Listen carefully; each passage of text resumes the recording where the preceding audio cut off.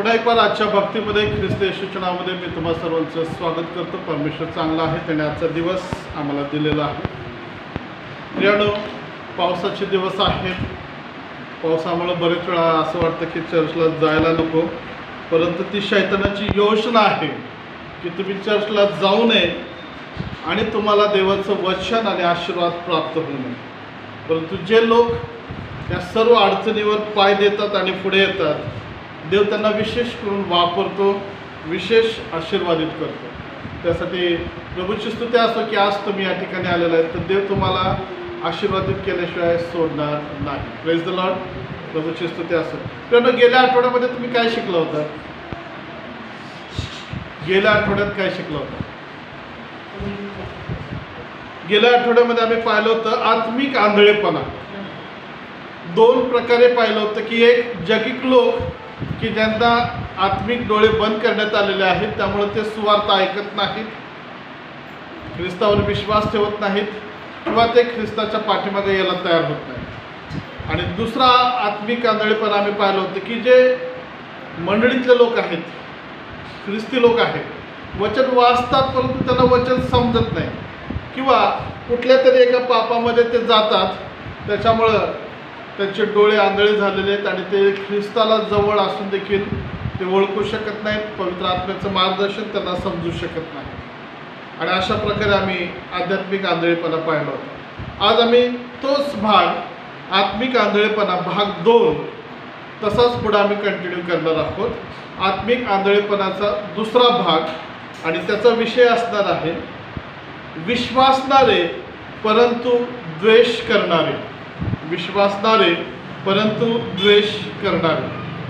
प्रियानो, आध्यात्मिक आंधळेपणामध्ये आम्ही मंडळीविषयी शिकत असताना गेल्या आठवड्यामध्ये पाहिलं होतं की जो व्यक्ती आपल्या बंधूचा द्वेष करतो, शास्त्र म्हणतं की तो अंधारामध्ये आहे आणि अंधाराने त्याचे डोळे आंधळे केलेले आहेत। आणि म्हणून आज आम्ही पाहणार आहोत की विश्वासणारेच आहेत परंतु ते कसे आंधळे आहेत, ते द्वेष करतात, ते कसे आंधळे आहेत, त्याच्याविषयी आम्ही थोडंसं पाहण्याचा प्रयत्न करणार आहोत। म्हणून आज लक्षात घ्या, जो दुसरा भाग आहे आत्मिक आंधळेपणाचा भाग 2 आणि त्याच्यातून आम्ही शिकणार आहोत विश्वासणारे परंतु द्वेष करणारे। जाऊया आपण 1 योहान याचा 2रा अध्याय आणि वचन 11 मध्ये आम्ही पाहणार आहोत। 1 योहान 2रा अध्याय वचन 11, तिथं असं लिहिलेलं आहे, पण आपल्या बंधूचा द्वेष करणारा अंधारात आहे व अंधारात चालतो। पुढची ओळ अर्धी तिथं असं लिहिलेलं आहे, कारण अंधाराने त्याचे डोळे आंधळे केले आहे। प्रियानो, पौल, पेत्र, योहान हे जे सेवक होऊन गेलेले आहेत, यांना देवाने त्या वेळेस विशिष्ट प्रगटीकरण दिलं पवित्र आत्म्याच्या द्वारे आणि त्यांनी मंडळीला त्या ठिकाणी शिकवलेलं आहे। आणि तेच प्रगटीकरण, ते शिक्षण आज आमच्यासाठी देव उपयोगात आणत आहे। तुम्हाला थोडंसं आश्चर्य वाटेल किंवा ऐकायला कठीण वाटेल, तुम्ही असा कधी विचार केला का की का बरं आम्हाला सारखं ह्याच गोष्टी शिकवल्या जात आहेत, बाकीचे वेगळे विषय का नाही आहेत? तर त्याचे कारण असं आहे की प्रियानो, आता आम्ही 1ली 2रीतले विद्यार्थी नाही, आता आम्ही 12वी 13वी 14वीचे विद्यार्थी आहोत, म्हणजे आत्मिक प्रौढ झालेले आहोत आणि आता आम्हाला प्रौढतेचं शिक्षण पाहिजे, हा पहिला मुद्दा आहे। दुसरं, का आम्हाला या गोष्टी शिकायच्या? कारण आम्हाला रॅप्चरमध्ये जायचं आहे। हालेलुया। जर हे तुम्हाला समजले नाही किंवा मी सांगितलं नाही तर न्यायाच्या दिवशी तुम्हाला कठीण जाईल, रॅप्चरच्या दिवशी कठीण जाईल। तुम्ही आंधळे असावे ही देवाची पण आणि माझी पण इच्छा नाही। आम्ही प्रत्येकजण डोळस, म्हणजे आम्ही पाहणारे, समजणारे, आम्हाला समजलं पाहिजे म्हणून देव आज आम्हाला त्याचे वचन पाठवत आहे आणि त्याच्या वचनाच्या द्वारे आमचे डोळे उघडण्याचा तो प्रयत्न करत आहे। जरासा समजण्यासाठी विषय तुम्हाला हार्ड वाटेल, कठीण वाटेल, पण प्रार्थना करा, पवित्र आत्मा तुम्हाला याच्यामध्ये मार्गदर्शन करेल। योहान या ठिकाणी त्याच्या मंडळीला सांगतो की कोण आंधळा आहे। प्रियानो, आत्मिक डोळे कोणाचे बंद आहेत? तर शास्त्र काय म्हणतं? तो म्हणतो जो आपल्या बंधूचा द्वेष करतो, तो व्यक्ती अंधारात चालतो आणि अंधाराने त्याचे डोळे आंधळे केलेले आहेत. हालेलुया. आता या ठिकाणी बंधू हा शब्द जर वापरण्यात आलेला आहे तर का वापरलेला आहे? तर बंधू म्हणजे कोण?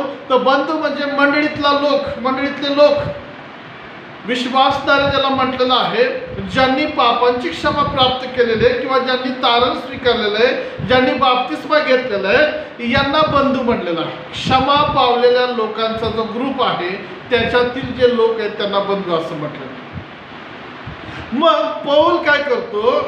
योहान काय करतो? योहान काय करतो? त्या बंधू वर्गाला सांगतो की जो आपल्या बंधूचा द्वेष करतो, एक क्षमा पावलेला व्यक्ती दुसऱ्या क्षमा पावलेल्या व्यक्तीचा जर द्वेष करतो तर योहानाला असं सांगायचं की तो व्यक्ती, द्वेष करणारा व्यक्ती स्वतः अंधारात आहे आणि या अंधाराने त्याचे डोळे म्हणजे आत्मिक डोळे आंधळे केल्यामुळे तो दुसऱ्या विश्वासणाऱ्याचा द्वेष करत आहे. कधी कधी तुम्ही दोन विश्वासणाऱ्यात भांडणं लागले किंवा चर्चा चाललेली ऐकली का? अरे प्रार्थना करता तुम्ही ना, असं काय करता रे? सहज बोललं जातं. अरे तुम्ही बायबल वाचता आणि मग तुम्ही काय शिव्या देता? का बरं असं होतं की प्रार्थना करतात तरी द्वेष येतो, चर्चला जातात तरी द्वेष केला जातो, प्रवचन खातात तरी द्वेष करतात? म्हणजे याचा अर्थ असा आहे की जो द्वेष करतो तो अंधारात आहे आणि तो अंधाराला अनुसरतो. म्हणून आज आम्हाला बघायचं आहे की विश्वासणारे परंतु द्वेष करणारे. मग मी एक विश्वासणारा आहे तर मी द्वेष करणारा आहे का? आणि जर मी द्वेष करतो तर मी आत्मिक आंधळा झालेलो आहे. हालेलुया. प्रश्न असा आहे, द्वेष करणे, द्वेष म्हणजे काय? द्वेष कशाला म्हटलेला आहे? प्रियानो, द्वेषाची वेगवेगळी व्याख्या आहे आणि द्वेषाला वेगवेगळे बहीणभाव पण आहे. द्वेष म्हणजे दुष्टपणा, दुसरा आहे दुष्टता, वैरभाव, कपटी वृत्ती. द्वेष म्हणजे काय आहे? दुष्टपणा. दुष्ट म्हणजे वाईटपणा. नंतर दुष्टता, सर्व प्रकारची वाईट. तिसरं वैरभाव म्हणजे मनामध्ये डंक धरून राहणे, वैर धरणे. वैर मिटवण्याच्या ऐवजी तोंडावर गोड बोलणे परंतु मनामध्ये त्या व्यक्तीविषयी राग धरून राहणे. बापानं जर काय प्रॉब्लेम केला असेल तर तो बाप मेला तरी लेकरं काय करतात? तो राग धरून राहतात आणि मग बापाचा बदला मुलं घेतात, मग त्याची पुढची मुलं तसंच करतात. हा वैरभाव, मनामध्ये राग धरून राहणे आणि तशा प्रकारचे वाईट कृत्य करणे. तिसरं आम्ही चौथं पाहतो कपटी वृत्ती, तोंडावर गोड बोलायचं परंतु मनामध्ये त्याच्याविषयी कपट बाळगायचं. याला द्वेष म्हणलेलं आहे. हे त्याचे पावणे आहेत. आणि मग त्याचं विश्लेषण जर केलं तर द्वेष म्हणजे ज्याचा द्वेष करतो त्याला दुःख देणे किंवा त्याला इजा करणे. दुःख देणे किंवा इजा करणे. मग जरी शारीरिक इजा नसेल तर मानसिक इजा दिली जाते आणि ते म्हणजे शब्द बोलण्याच्या द्वारे, रागाने बोलणे, टोचून बोलणे, शिव्या देणे, शाप देणे, टोमणे मारणे, हे सगळं त्याच्यामध्ये येतं. आणि मग त्या बोलण्याच्या हत्याराच्या द्वारे दुसऱ्याला इजा केली जाते. ग्रीकमध्ये काकिया असा एक शब्द येतो आणि त्याचा अर्थ असा आहे सर्व प्रकारचा दुष्टपणा, सर्व प्रकारचा. मग तो आर्थिक दुष्टपणा असेल, खोटे बोलणे असेल, व्यावहारिक असेल, आत्मिक असेल, एकमेकांचे नातेसंबंध असतील, याच्यामध्ये प्रत्येक गोष्टीमध्ये आलेला तो दुष्टपणा आहे आणि त्याला द्वेष असं म्हटलेलं आहे. या द्वेषाला पावणे सुद्धा आहेत. या द्वेषाला काय आहेत? पावणे आहेत. द्वेष आला की मग राग येतो, राग आला की मत्सर येतो, मत्सर आला की तट येतं, मग गटबाजी येते, मग फुटी येतात, मग पक्षपणा येतो, मग हा माझा तो माझा, मग ह्याला एवढं त्याला तेवढं, आणि मग ह्या सगळ्या गोष्टी त्या व्यक्तीच्या जीवनामध्ये येतात. द्वेष एकटा येत नाही. द्वेष काय करतो? एकटा येत नाही. तर तो काय करतो? आपल्याबरोबर आपल्या पाहुण्यांना सुद्धा हळूहळू घेऊन येतो आणि ज्या त्या वेळेला ते प्रगट होतात वागण्याच्या द्वारे किंवा बोलण्याच्या द्वारे. आणि मग या ठिकाणी मला तुम्हाला सांगू द्या की द्वेष भावना किंवा द्वेष दुष्टपणा इतका भयानक आहे की याचे परिणाम असं सांगितलेलं आहे, जो व्यक्ती मनामध्ये द्वेष बाळगतो किंवा द्वेषाने राहतो तो नेहमी सर्व प्रकारच्या शापाच्या खाली येतो आणि देवाच्या क्रोधाचा वाटेकरी बनतो. हालेलुया. काय म्हटलेलं आहे? तो व्यक्ती जो द्वेष करतो ना, तो शापाच्या खाली येतो, त्याच्या जीवनात शाप येतात आणि देवाचा क्रोध त्याच्यावर येतो आणि मरणाचा शाप त्याच्या जीवनावरती काम करतो. तो व्यक्ती स्वतः कसा होतो? शापित होतो.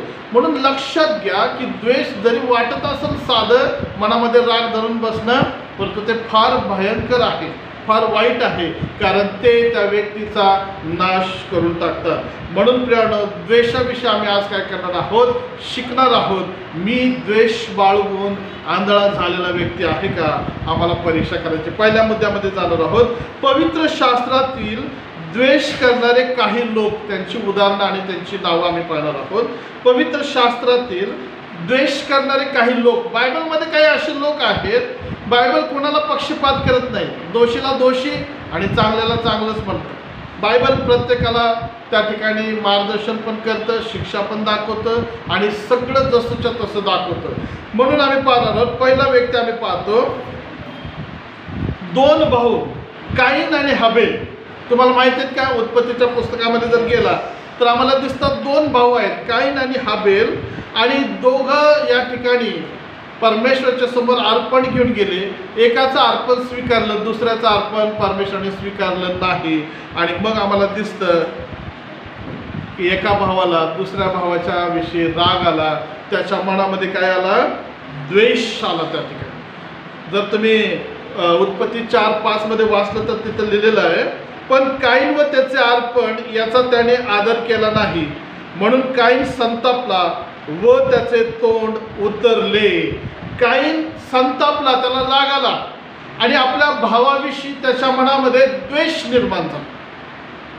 देव फक्त त्याचं स्वीकारतो. ॲक्च्युली त्यानं देवाकडे कंप्लेंट करायला पाहिजे होती, परंतु तो कंप्लेंट करण्याच्या ऐवजी काय करते? आपल्या भावाविषयी मनामध्ये द्वेष बाळगत आहे, राग बाळगत आहे. हे पवित्र शास्त्रातलं उदाहरण आहे प्रेम.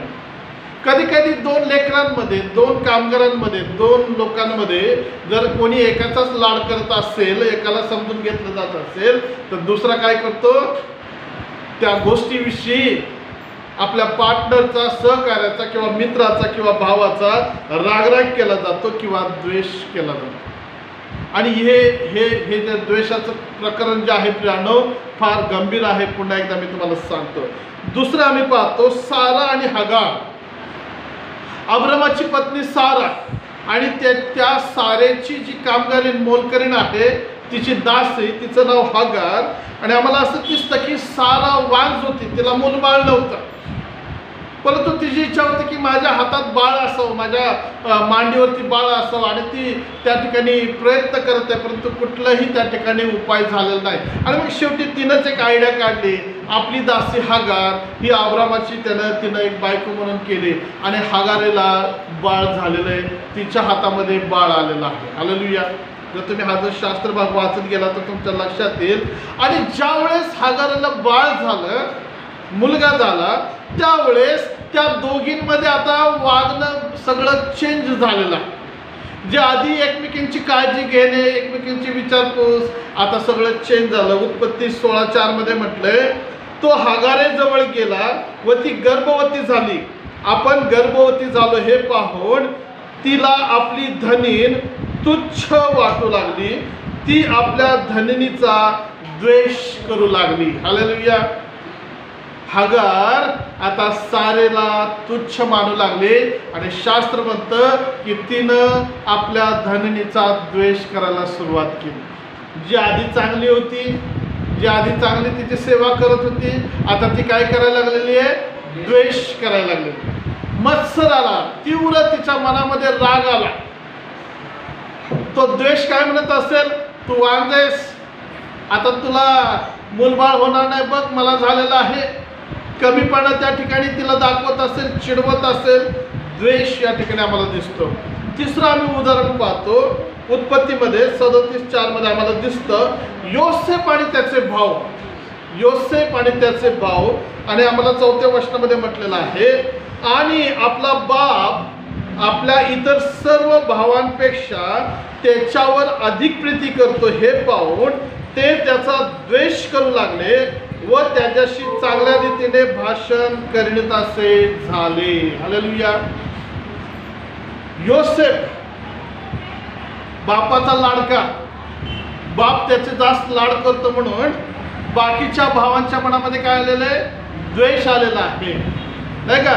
योसेफ आणि अभिषेक, मार्क, योहान जे कोण कोण आहेत का एकमेकांचे भाऊ? आणि मग असं वाटतं ना, त्यालाच पप्पा पैसे देतात, मला देत नाहीत, असं काय आहे का? होतं कधी कधी असं, कोणतरी बापाचं लाडकं असतं किंवा शाळेमध्ये कोणतरी एखादा विद्यार्थी शिक्षकांचा लाडका असतो आणि असं होतं. आणि मग ज्याचा लाड केला जातो त्या व्यक्तीविषयी इतरांच्या मनामध्ये द्वेष तयार होतो आणि शास्त्र म्हणते हे भाऊ त्याच्याशी नीट वागत नाहीत आणि नीट बोलत नाहीत.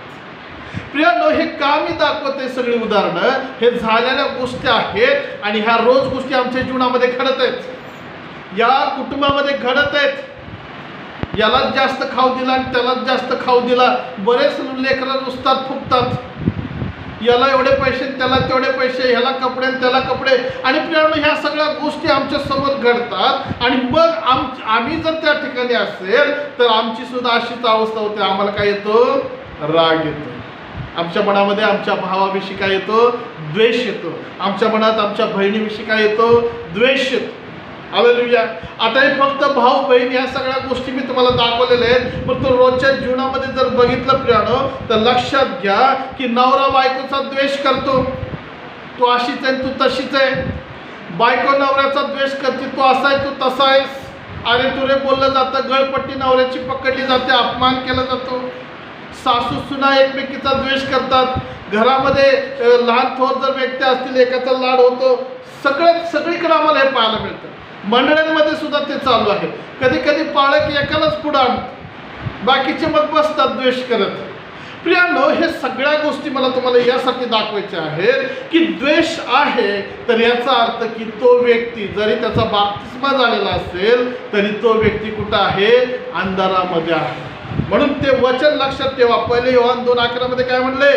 पण आपल्या बंधूचा द्वेष करणारा, फक्त बंधूचाच नाही तर जो आपल्या शेजाऱ्याचा द्वेष करतो, जो पालकाचा द्वेष करतो, पालक जर मंडळीतल्या लोकांचा द्वेष करत असेल, नवऱ्याचा द्वेष बायको करत असेल, बायकोचा द्वेष नवरा करत असेल, आई वडील एकमेकाचा, लेकर आई वडिलांचा द्वेष करत असतील, शेजारी एकमेकाचा द्वेष करत असतील तर शास्त्र म्हणतं तो व्यक्ती अंधारात चालतो, अंधाराने त्याचे डोळे आंधळे केलेले आहेत. हालेलुया. लक्षात येते? तुमच्या लक्षात येते का कोण आहे तो व्यक्ती? द्वेष करणारा व्यक्ती आंधळा व्यक्ती आहे. जरी तो चर्चचा लीडर असेल, पाळक असेल, बिशप असेल, कोणी असू द्या, देवाच्या वचनापुढे कोणी लहान मोठा नाही, सगळ्याला समान पकडलं जातं. परंतु द्वेष जर असेल तर तो व्यक्ती अंधारामध्ये आहे. हा अंधार अंधार सारखा शब्द यायला लागलेला आहे. तर तुम्हाला माहिती आहे का अंधार कोणाला म्हटलेला आहे? मग आम्ही दुसऱ्या मुद्द्यामध्ये जातो. दुसरा मुद्दा आहे डोळे आंधळे करणारा अंधार. डोळे आंधळे करणारा अंधार. मग तो कोण आहे की जो आमचे डोळे बंद करतो? तो अंधार कोण आहे? अमावस्याच्या वाटेवरती ज्यावेळेस आम्ही गेल्या आठवड्यात ते उदाहरण पाहिलं होतं की 2 शिष्य वाटेने चालत असताना येशू पुनरुत्थित झालेला येशू त्यांच्या बरोबर आहे तरी ते त्याला ओळखू शकले नाहीत, कारण शास्त्र म्हणतं त्यांचे डोळे बंद करण्यात आले होते. बंद करणारा कोणतरी आहे. योहानाला माहित होतं कोण डोळे बंद करतं आणि त्याचं नाव काय आहे? अंधार आहे. हालेलुया. हालेलुया. अंधार कोण आहे? तर अंधार प्रियांनो शैतानाला सांगितलेला आहे. आता आम्ही दुसऱ्या मुद्द्यामध्ये बघणार आहोत की डोळे आंधळे केले, त्या अंधाराचं काम कसं चालतं. म्हणजे तुमच्या लक्षात येईल की मी द्वेष करायचं का नाही करायचं. काही उदाहरणं आम्ही या ठिकाणी पाहणार आहोत. कोण तो अंधार आहे? बघा, प्रेषितांचे कृत्य 5वा अध्याय 2रे वचन 3रे वचन. प्रेषितांचे कृत्य अध्याय 5 2 आणि 3. मग तिथं असं लिहिलेलं आहे, मग त्याने किमतीतून काही भाग बायकोच्या संमतीने मागे ठेवला व काही भाग आणून प्रेषितांच्या चरणी ठेवला. वचन 3. तेव्हा पेत्र म्हणाला, हनन्या, तू पवित्र आत्म्याबरोबर लबाडी करावी व जमिनीच्या किमतीतून काही ठेवून घ्यावे म्हणून शैतानाने तुझे मन का भरवले आहे. हालेलुया. या ठिकाणी पेत्र एक प्रश्न विचारतो आणि या प्रश्नात आमच्या प्रश्नाचं उत्तर आहे. अंधार कोण आहे? आता या ठिकाणी जो हनन्या आणि त्याची पत्नी पेत्राच्या जवळ पैसे घेऊन आलेले, जमीन विकलेले पैसे घेऊन आलेले आहेत, परंतु हे पैसे सगळे दिले जात नाहीत. इथं एक आम्हाला सहभागिता दिसते नवऱ्याची आणि बायकोची. काय बायको काय म्हणती? हालेलुया. बायको काय म्हणती? सगळे कशाला पैसे देत आहे का अशा बायका कोण? सिस्टर लोक. नवरा जर चांगलं काम करत असेल तर त्याला काय करतात? मध्ये आडवं जातात. सगळं कशाला देत आहे? प्रियांनो, ही घडलेली घटना आहे. इथं एक काम दिसतं आम्हाला की ती म्हणते सगळं देऊ नका, थोडंसंच द्या ना. बायकोचं प्रेम नवरा लगेच ऐकतो, काय म्हणतो? ठीक आहे, सगळं कशाला देऊया, आपण थोडंसंच देऊया. पेत्राकडे जातात आणि पेत्राला म्हणतात दोघं जण, बघ आम्ही सगळं विकलेले पैसे घेऊन आलो. पेत्राला समजलं त्या ठिकाणी. पेत्र विचारतो वचन 3 मध्ये, हनन्या, तू पवित्र आत्म्याबरोबर लबाडी का करावी? जमिनीच्या किमतीतून काही ठेवून घ्यावे म्हणून शैतानाने तुझे मन कठीण का केले? तुझे मन का भरवले? प्रियांनो, या दोघांनी सुरुवात चांगली केली, जमीन विकली, चर्चमध्ये मदत द्यायची आहे. परंतु पैसे हातात आल्यानंतर इथं तिसऱ्या व्यक्तीची एंट्री झालेली. कोण आहे तो? शैतान. आता हा शैतान कुणाला वापरतोय? पहिला वापरतो त्याच्या बायकोला. बायको त्याला म्हणती सगळे 1000 रुपये देऊ नका हो चर्चमध्ये. काही भाग मागे ठेवला म्हणजे चर्चला काय त्यांनी 500 रुपये घेऊन आले असतील. देवाच्या प्रिय लोकांना 750 रुपये आपल्याकडे ठेवले आणि 250 रुपये चर्चमध्ये आणले तर म्हणतात पाळक साहेब एवढ्याला जमीन विकली. देवाच्या आत्म्यानं भरलेला देवाचा सेवक त्याला फसवायचा प्रयत्न करत असताना तो म्हणतो शैतानाने तुमचे मन का भरवले? प्रियांनो, या ठिकाणी मला तुम्हाला दाखवायचंय डोळे आंधळे करणारा तो अंधार कोण आहे? तो शैतान आहे. शैतान मनुष्याच्या मनाचा, तुमच्या माझ्या मनाचा ताबा घेतो आणि बंधूचा द्वेष करायला लावतो.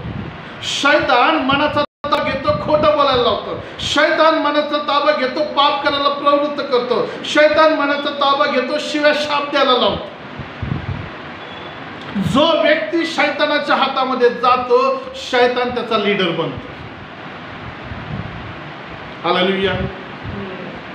देवाच्या प्रिय लोकांनो, या ठिकाणी मला तुम्हाला दाखवायचंय तो अंधार म्हणजे कोण? तर तो शैतान आहे. आणि जो शैतानाच्या इच्छेने चालतो, लक्षात घ्या मी काय सांगतो, जो शैतानाच्या इच्छेने चालतो तो आत्मिक आंधळा झालेला आहे.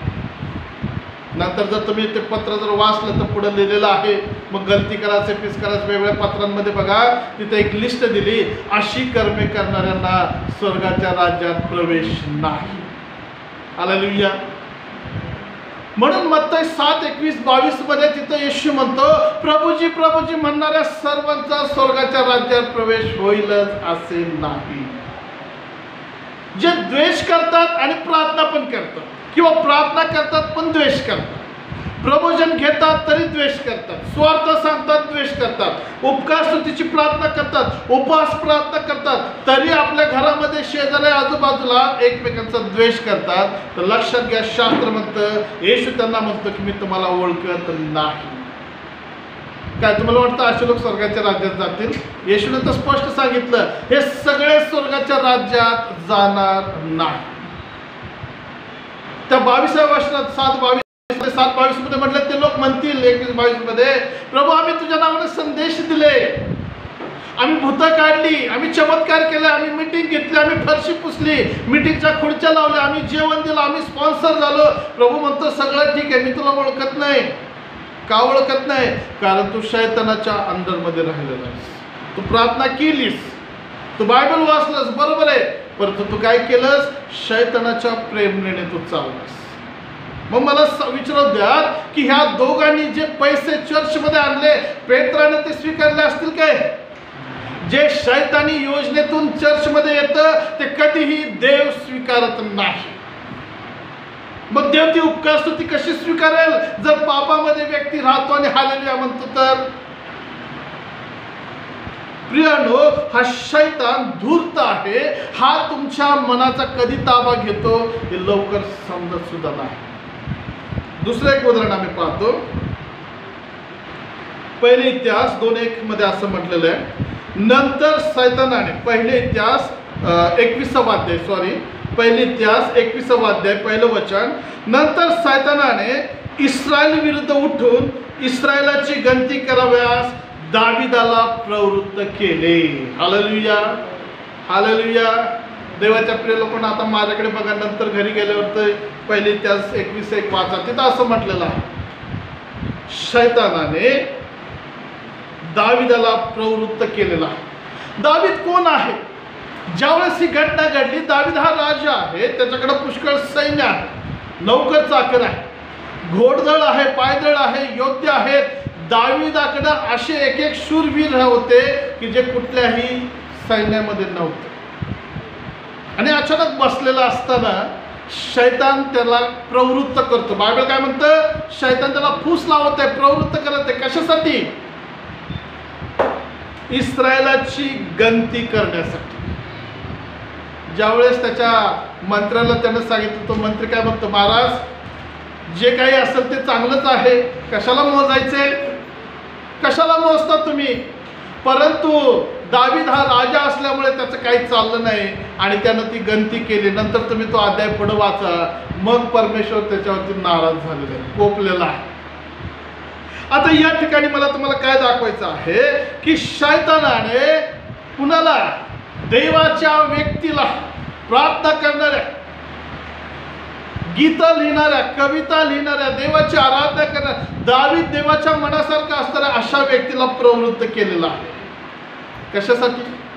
मोजदाद करण्यासाठी. या ठिकाणी काय झालेलं आहे, मोजदाद करणे हा पाप नाहीये, परंतु त्यांना मोजदाद करण्याच्या पाठीमागचा उद्देश काय होता? मी किती सामर्थ्यशाली आहे. त्या मोजण्याच्या पाठीमागचा हेतू काय? माझं किती सैन्य आहे, मी किती बलशाली आहे, मी किती ताकदवर आहे, ही भावना शैतानाने त्याच्या मनामध्ये घातली. कधी कधी असं होतं ना तुमच्या जीवनात, तुम्ही पाहिले का, अरे माझ्याकडे एवढा पैसा आहे, मला काही कमी पडणार नाही, मला कुणाची गरज नाही. माझ्याकडे एवढी माणसं आहेत, माझ्याकडे एवढी ताकद आहे, माझं एवढं प्रॉपर्टी आहे, मला कुणाची गरज नाही. हे कुठले विचार आहेत? हे देवाचे विचार नाही आहेत प्रियांनो, हे शैतानाने सोडलेली हवा आहे ती. तो गर्विष्ठपणा आहे, पैशाचा, सौंदर्याचा, संपत्तीचा, जे काही तुमच्या जवळ आहे त्याच्याविषयी फुशारकी मारणे, हे शैतानापासून आलेले विचार आहेत. शैतानानं त्याच्या मनात तो विचार घातला, इस्रायल बघ, मोज, तुझे सैन्य मोज, तुझे पैसे मोज, तुझा बॅलन्स बघ किती आहे बघ, तुला कोणाची गरज आहे का? हालेलुया. जर दाविदाला शैतान प्रवृत्त करू शकतो तर तुम्हाला आणि मला प्रवृत्त करू शकत नाही का? आणि मग जे या प्रवृत्त वचनाप्रमाणे आम्ही पाहतो, जे लोक शैतानी प्रवृत्तीने चालतात ते लोक स्वतःचा नाश करून घेतात. हाच दावीद स्तोत्र 1 मध्ये काय म्हणतो माहिती आहे का? धन्य तो पुरुष, कशी सुरुवात? जो दुर्जनांच्या मसलतीने चालत नाही. मसलत म्हणजे योजना, विचार, कल्पना, मार्गदर्शन. दुर्जनांच्या म्हणजे पापी व्यक्तीच्या किंवा पापाच्या म्हणजे शैतानाच्या योजनेप्रमाणे चालत नाही तो पुरुष धन्य असं म्हटलं. आणि हाच आता दावीद ज्यानं ते स्तोत्र लिहिलं त्या प्रवृत्तीमध्ये आता चालत आहे. देवाच्या प्रिय लोकांना, तुम्हाला भांडायला कोण प्रवृत्त करतंय? पवित्र आत्मा. कोण? तुम्हाला खोटं बोलायला कोण प्रवृत्त करतंय? साडी करायला कोण प्रवृत्त करतंय? तुम्हाला व्यभिचाराला कोण प्रवृत्त करतंय? नशा करायला कोण प्रवृत्त करतंय? तुम्हाला फसवायला कोण प्रवृत्त करतंय? ह्याचं त्याला, त्याचं त्याला, खोटं, अपमान करणे, शिव्या देणे, शाप देणे, हे तुमच्याकडनं घडतं. त्यावेळेस लक्षात घ्या, शैतान तुम्हाला त्या गोष्टी करण्यासाठी प्रवृत्त करत आहे. सगळं झालं नाही, थंड झाल्यावर आम्ही काय म्हणतो, माझ्या मनात नव्हतं तसं, कसं काय आलं, मी बोलून गेलो. अरे हे काय असं अचानक झालेलं नाहीये. तिथं शैतान तुमच्या मनाचा ताबा घेतो आणि प्रवृत्त करतो बोलायला. आणि मग जो व्यक्ती शैतानाने प्रवृत्त केलेल्या वासनेत, गोष्टीत पापामध्ये चालतो, योहान म्हणतो तो आत्मिक आंधळा झालेला आहे, अंधाराने त्याला प्रवृत्त केलेला. प्रियानो, देवाला फसवण्याचा प्रयत्न करू नका. देव फसणार नाही. लोकांना फसवण्याचा प्रयत्न करू नका. तुम्ही स्वतः फसत आहात जर तुम्ही शैतानाच्या योजनेने आणि प्रेरणेने चालत असाल. दाविदाने मोजदाद केली. हनन्या त्याच्या पत्नीनं खोटं बोलले. शैतानाने त्यांचं मन भरवलं. तुमचं मन भरवतं का? दशांचं पाकिट भरताना कशाला 200 रुपये भरायचे, 50 रुपये भरूया. शैतान तुमचं मन भरवतं का? कशाला त्याला सुवार्थ सांगते, जाऊ देत, नरकात पडू देत. शैतान तुमचं मन भरवतं का? कशाला क्षमा करायची, जाऊ देत. प्रियानो, जर तुम्ही शैतानाचं ऐकून त्याप्रमाणे चालत असाल तर तुम्ही नरकाच्या जवळ आहात. तुम्ही देवाच्या रागाच्या वाटेकरीला तुम्ही त्या ठिकाणी थांबलेला आहात. देवाची इच्छा आहे की आम्ही अंधारामध्ये नसावं, आमचे डोळे उघडलेले असावेत. लक्षात येते? तुम्ही कोण आहात? आंधळे आहात का? तुम्ही कोणाच्या इच्छेने चालत आहात, देवाच्या का शैतानाच्या? सध्याचं युग कसं आहे माहिती आहे का? आर्य म्हणलं की कार्य म्हणायचं लगेच. त्यानं दगड घेतला, आपण वीट घ्यायची, सोडायचं नाही, सुट्टी नाही. 10 मार खायचं, खरं एक तरी मारून यायचंच. हे कोण शिकवतं? हे शैतान शिकवतं. आणि याच प्रेरणेमध्ये बऱ्याच मंडळ्या देखील चालत आहेत. याच प्रेरणेमध्ये विश्वासणारे चालत आहेत. याच प्रेरणेमध्ये चर्च मेंबर लोक चालत आहेत आणि म्हणतात आम्ही देवाचे लोक आहोत. परंतु लक्षात घ्या, सावधगिरी बाळगा. तुम्हाला सिग्नल आहे. मत्ती 7:21-22 नेहमी लक्षात ठेवायचं. येशू काय म्हणतो? अहो अधर्म करणाऱ्यांनो, माझ्याकडून निघून जा, मला तुमची ओळख नाही. देव अशा लोकांना ओळखत नाही जे लोक द्वेषाने भरलेले आहेत, जे लोक शैतानाच्या प्रवृत्तीने चालतात, निर्णय घेतात. त्यांना येशू ओळखत नाही. मग ते सेवक असतील, बिशप असतील, पुढारी असतील किंवा आणखीन कोण XYZ असतील, देवाला फरक पडत नाही. परंतु देवाची इच्छा आहे की तुम्ही पवित्र आत्म्याच्या प्रेरणेने चालावे. हालेलुया. तुम्ही वचनाप्रमाणे चालावे. तुम्ही वचन सांगतो त्याप्रमाणे अनुकरण करावं. तुम्ही देवाच्या इच्छेप्रमाणे चालावे. प्रियानो, स्वतःला जागी करा. तो जो भ्रम आहे ना की मी चांगला एक विश्वासदार आहे, विचार चांगले आहेत, परंतु त्या भ्रमाच्या भोपळ्यात जर असेल तर तो फोडा आणि बघा की मी शैतानाच्या योजनेमध्ये चालत आहे का? त्या नवरा बायकोसारखं माझं मन शैतानाने भरवलेलं आहे का? दाविदाला जसं प्रवृत्त केलं तसं मी प्रवृत्त होत आहे का? योसेफाच्या भावासारखं माझ्यामध्ये इतरांविषयी द्वेष, राग, तिरस्कार, वाईट भावना आहेत का? हालेलुया. देवाच्या प्रिय लोकांनो, असंच गेल्या वेळेस आम्ही आणखीन एक उदाहरण पाहिलं होतं. मोशे, त्याला एक भाऊ आणि एक बहीण होती. थोरला भाऊ अहरोन आणि धाकटी बहीण मिरियाम.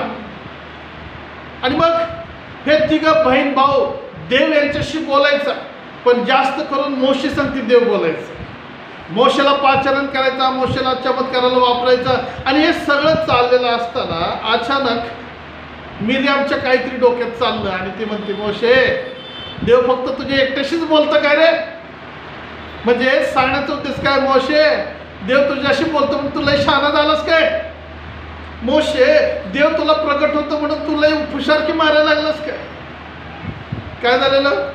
द्वेष, कडूपणा, दुष्टाई तिच्या मनामध्ये होती आणि ती सगळी बाहेर आली. शास्त्र म्हणतं देवाला राग आला त्याच्याविषयी.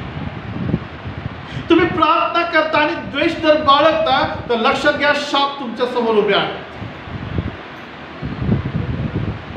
शैतानाचं ऐकलं, पेत्राला फसवण्याचा प्रयत्न केला आणि बायबल सांगतं, प्रेषितांच्या कृत्यामध्ये आम्ही वाचलं तर शाप तिथं काम केला.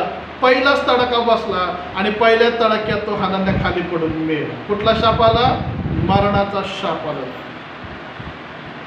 दाविदाच्या जीवनात सुद्धा शाप आला. नंतर तुम्ही वाचा ते पहिले इतिहास 21वा अध्याय, कसं परमेश्वराने त्याच्या जीवनामध्ये काम केलेलं आहे. देवाच्या प्रिय लोकांना, मिरियामवरती शाप आला. शास्त्र म्हणतं ती कोडी झाली, बर्फासारखी पांढरी झाली. काय तुम्हाला शापित जीवन जगायचं आणि नरकात जायचं का? द्वेष करण्याच्या द्वारे तुम्हाला देवाचे विरोधी बनायचे का? रागराग करण्याच्या द्वारे तुम्हाला तुमच्या स्वतःवर न्याय ओढवून घ्यायचा आहे का? प्रियांनो, तुमच्या हातात आहे, परंतु देवाची इच्छा आहे की आम्ही तसे नसावेत. आम्ही कशा असावेत? आम्ही सहनशील असावेत. आम्ही कशा असावेत? आम्ही क्षमा करणारे असावेत. आम्ही कशा असावेत? आमचे आत्मिक डोळे उघडलेले असावेत. पुढचा जरी आमचा द्वेष करत असेल, आमचा तिरस्कार करत असेल, आमचा रागराग करत असेल, आम्ही कसं असावे? आम्ही योसेफासारखं असावे. जरी भावाने त्याला विकलं, त्याला त्रास दिला, परंतु त्यानं त्यांचा द्वेष केला नाही. Hallelujah, hallelujah. आम्ही कसे असावे? आम्ही मोशेसारखे असावे. जरी आमच्या विरोधात कोण काय बोललं, मोशे शांत होता. मोशेच्या बाजूने देव बोललाय, देव तुमच्या बाजूने बोलणार आहे. हालेलुया. देवाच्या प्रिय लोकांना, राग, द्वेष, तट, पोट, पक्षपात हे सगळे शैतानी पाहुणे आहेत. शैतानाला तुम्हाला लीड करायला देऊ नका. देवाच्या आत्म्यानं भरा आणि पवित्र आत्म्याच्या प्रेरणेने चाला, कारण या शेवटच्या दिवसात आज आम्हाला देवाच्या आत्म्याची, त्याच्या प्रेरणेची, त्याच्या मार्गदर्शनाची गरज आहे. तिसरा आणि शेवटचा मुद्दा, कदाचित तुम्हाला आता जाणीव झाली असेल की तुमचे बऱ्याच ठिकाणी डोळे आंधळे झालेले आहेत. तुम्हाला समजलं असेल की माझे डोळे उघडणे गरजेचं आहे.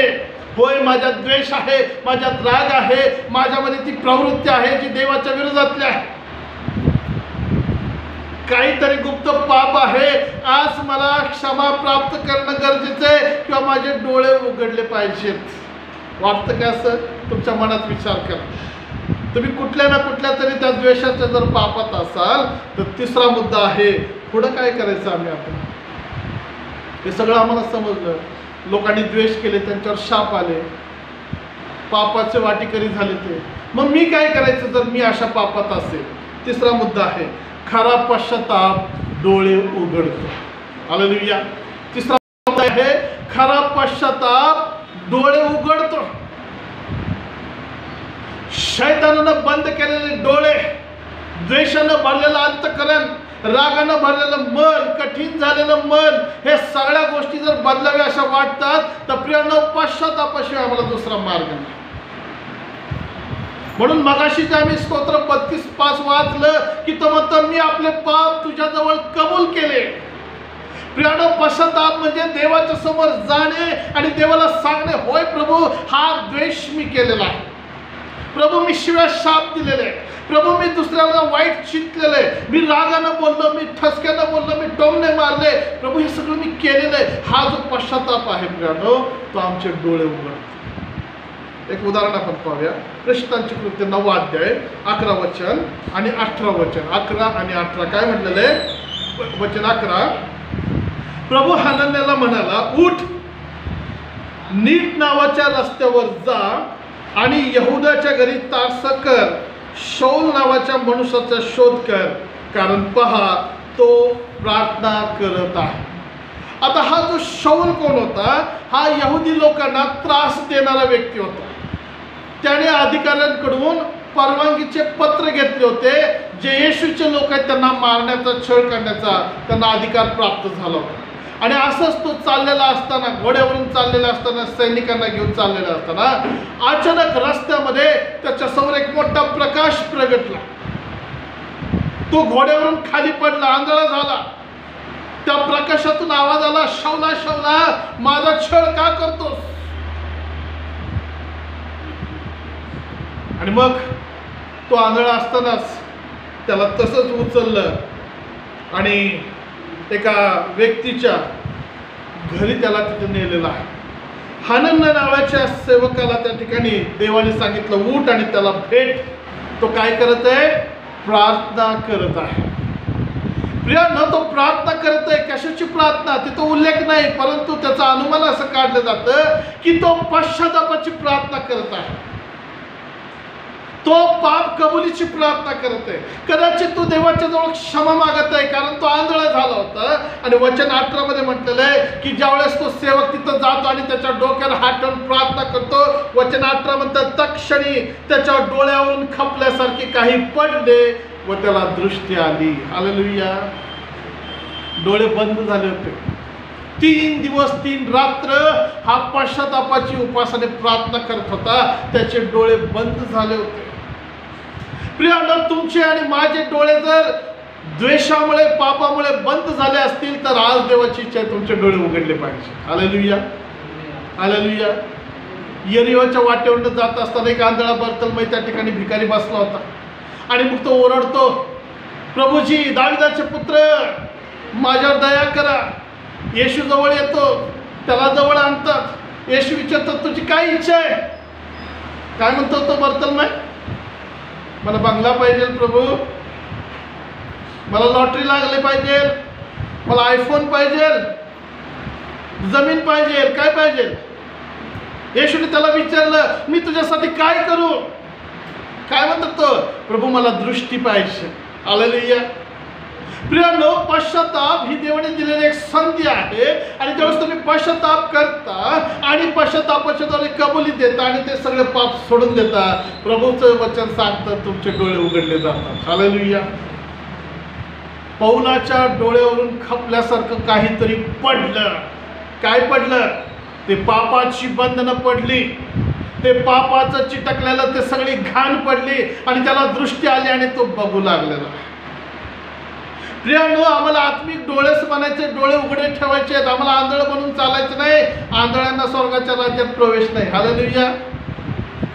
आंधळ्यांना स्वर्गाच्या राज्यात प्रवेश नाही.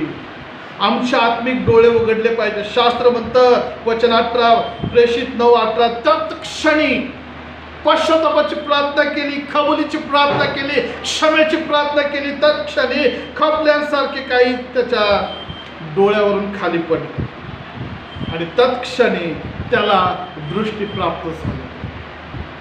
पापांची क्षमा ज्यावेळेस तुमच्या जीवनामध्ये येते, तुमचे डोळे उघडले जातात. आणि जर तुमचे डोळे उघडावे अशी तुमची इच्छा असेल आणि स्वर्गाच्या राज्यात रॅप्चरच्या द्वारे जर जायचं असेल तर तुम्हाला आणि मला पश्चातापाची गरज आहे. उधळ्या पुत्र म्हणतो ना, खरा पश्चाताप.